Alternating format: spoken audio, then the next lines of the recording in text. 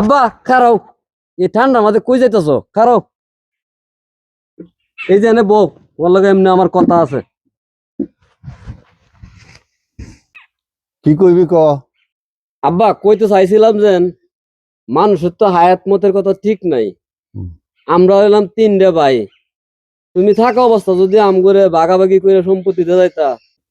আমার বয়স হয়েছে, তোরা কই আমার নিয়ে চিন্তা করবি তা না করিয়া তোরা সম্পদ লই টানা টানি লাগস।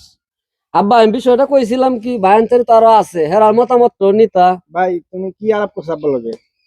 তুই আইসস ভালোই হয়েছে। আমি আলাপ করছিলাম যে আব্বা থাকা অবস্থায় সম্পত্তিটা ভাগযোগ করে নেওয়ার লাগি আব্বার কাছে আমি এই প্রস্তাব দিছিলাম। তুই কি কস? ভাই তুমি যে কথাটা কইছো এই কথাটা ভালোই কিন্তু আব্বা কি ক? আর আব্বা তো চলে বড় ভাইয়ের কথা। আব্বা কি কয় তাহলে শুন।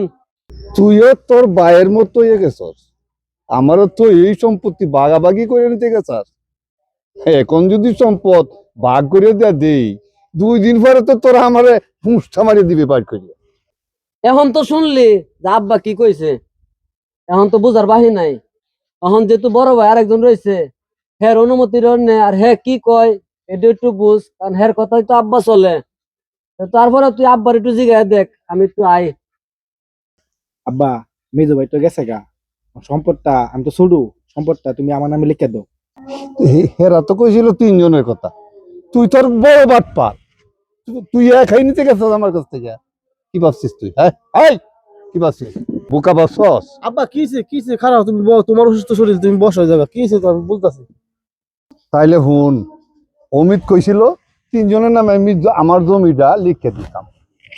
দিশায় কইতাছে আমার খান ভরা দিয়া আমার নামে লিখে দিয়ে দিও। তার কি করণ লাগে কি বুঝস?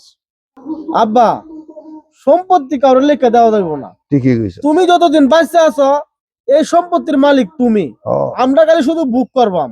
আর তুমি মরার পরে আমি বড় ভাই হিসেবে আমার দায়িত্বে থাকবো এই সম্পত্তি, আমার আরো যে 2 ভাই আছে, আমার আরো এক বোন আছে, তাদেরকে সমান অংশীদারে ভাগ করে দেওয়া। সুন্দর আমি কথা। চাই না হ্যাঁ। যে তুমি মারা যাওয়ার পরে আমার ভাইনে আমার উপরে আঙ্গুল তুললে কোক যে আমার বড় ভাইয়ে বাবা মারা যাওয়ার পরে সম্পত্তিগুলো আত্মসাৎ করছে। হয়তো সে ছোট ভাই জ্ঞানের অভাব বুঝতে পারে নাই, কিন্তু অমিত তো ঠিকই বুঝতে পারছে। আচ্ছা তোর কথা ঠিক আছে, তোরা যার যার সম্পদ আমি মরলি নিবি।